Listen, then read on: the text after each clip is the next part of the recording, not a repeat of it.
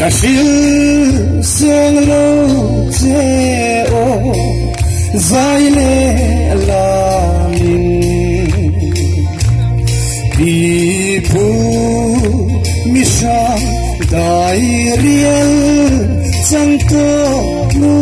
pin dia thu an ron la ne chang le thar te vong zel ru o zon mo dom hai na min zon moi parang lo vul zelang che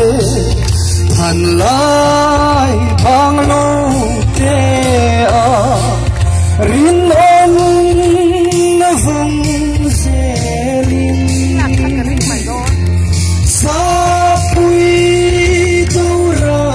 tui am lo lim ma se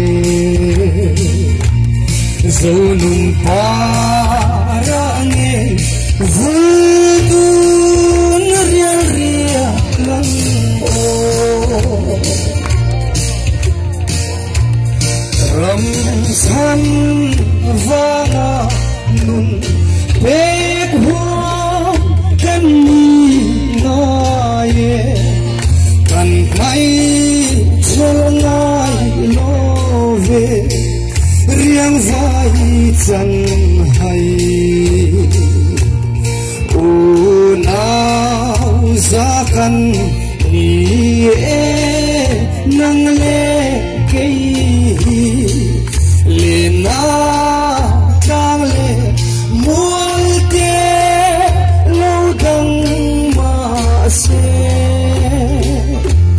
chua na xin lung zo fa kan dang chuang si lo